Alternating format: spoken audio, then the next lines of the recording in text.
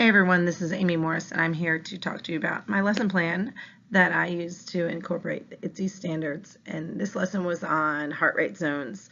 It was very personal to each individual student. So it was an awesome lesson to implement, but I would not recommend for a class size over maybe 30, 35, because there's students doing so many different activities at once. So this lesson, I hit every one of my HP and NASP standards except one, and then the ITSE standards kind of right here on the below the screen. Empowered leader, digital citizenship, which we always revisit every 9 weeks in all our classes just because we believe it's really important at our school.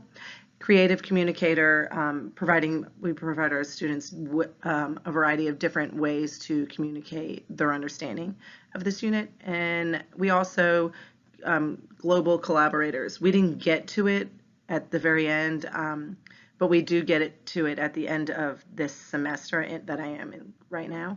And the students create a game plan that they are going to accomplish this summer using the community and anything outside of school to stay physically active. So they research gyms, road races, clubs, sports, camps, and that kind of stuff. They put together a kind of pamphlet, online pamphlet to explain how they're going to accomplish different things this summer. So overview is I'm teaching about the students about their heart rate. They already do know how to find a physical pulse on their radial and carotid arteries, but I am going to, or I did, provide heart rate monitors for our students. These heart rate monitors go on the wrist. They're called bands, and they go on the wrist and placed on the inside, and the students use them to do different activities, and they show their pulse through the activities and their heart rate. And they also have a ring around there with different colors. So it'll have a green, a yellow, or a red when they're hitting different fitness zones. So their goal was to get their body into a target heart rate zone with 2 different activities and keep it there. But they also needed to provide 2 activities that they could, here, I'll just show you the checklist. 2 activities that they stayed in the green zone, the red zone, and the yellow zone. The red zone is they were working their heart more than 85% of its possibility. So they learned that, hey, we don't need to do everything to be in the red zone because it's not always good for our heart.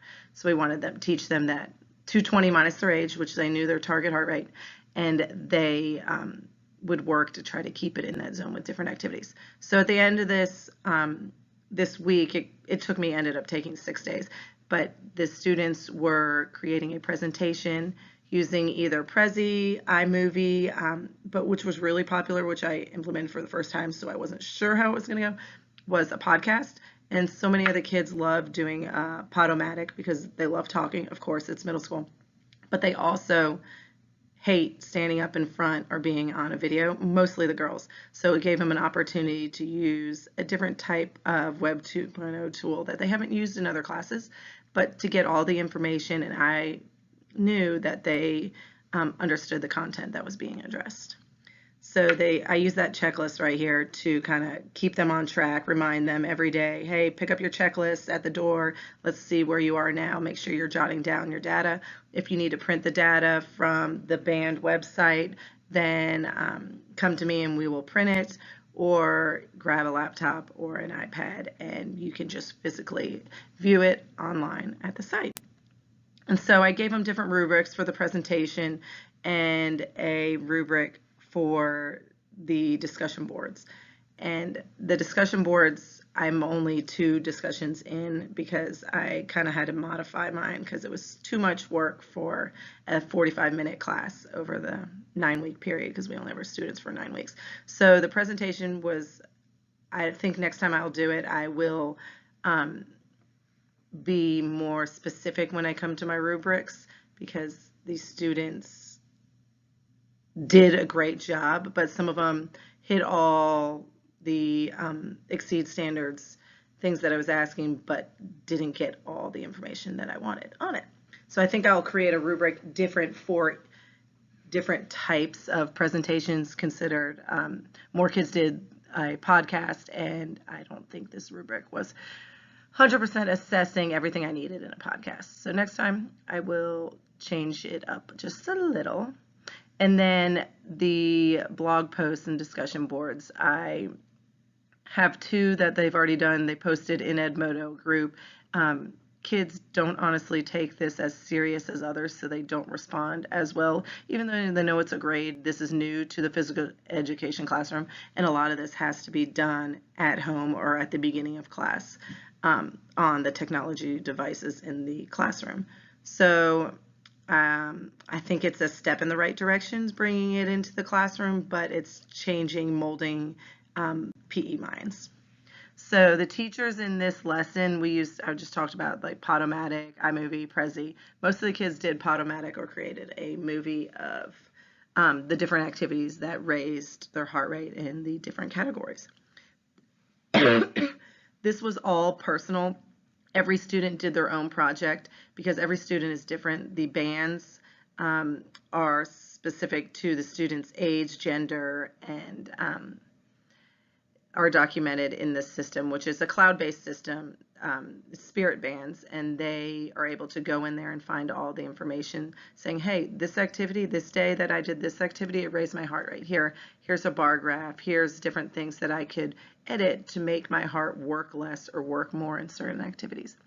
Troubleshooting issues, I only had one issue with one class, and it was because one of the bands was not charged overnight.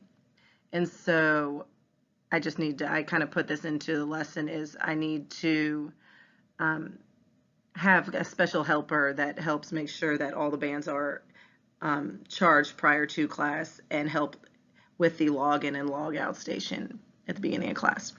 It honestly takes like 0.1 seconds for a kid to log their watch in. They just raise it over a little docking station and it turns green. But that extra help, that little extra duty for a student, which they love, will really help the smooth transition. Other is technology. We had no technology issues with Wi-Fi and that kind of stuff, which was awesome because it was testing time and we test a lot online. So my class right here, if you see in the yellow, is definitely a positive class, but it is controlled chaos. Some teachers come in the classroom and they're like, how can you handle this? We have an average of 35 to 54 kids in a class, so implementing technology is difficult, but it is very rewarding. That's why I tried to start with my 6th graders, and they're a smaller class, and I can't wait to see where it goes.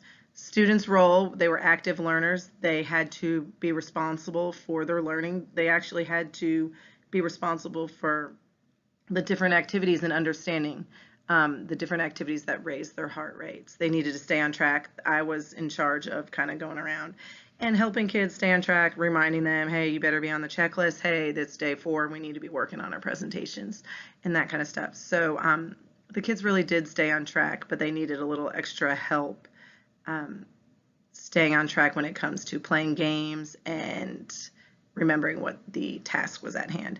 Higher order thinking was a big thing because students had to think outside the box of, hey, Johnny only has to run around the gym twice to get in the yellow zone. I have to do push-ups, 10 sprints, and jumping jacks to get in the yellow zone. So it was really cool to see how those things kind of change.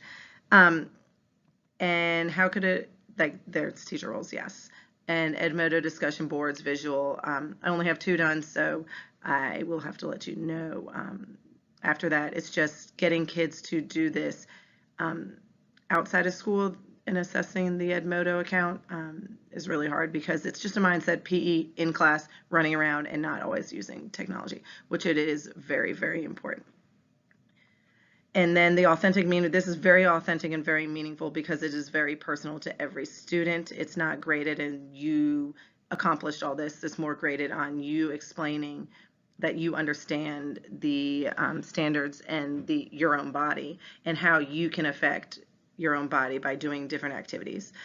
So these digital tools made this lesson authentic. I think honestly the bands made it more authentic and meaningful than anything, and students are aware of what activities really give them a good workout. So differentiation, I have a lot of AU students, so a lot of these students were just going by the red, yellow, and green. So I created a little check sheet that they put like a running man, and then they would put a red, yellow, green sticker next to it, square next to it, when when they did the running, if it was red, yellow, or green. So when they got on the bike, I would give them the same thing, and they would put a red, yellow, green, look at their watch and see where it is and put that sticker. So they knew which activity, just like a stoplight. Green's like, okay, we're going. Yellow, hey, we're slowing down. My heart's slowing down. Red, oh, my heart's almost at the capacity that is.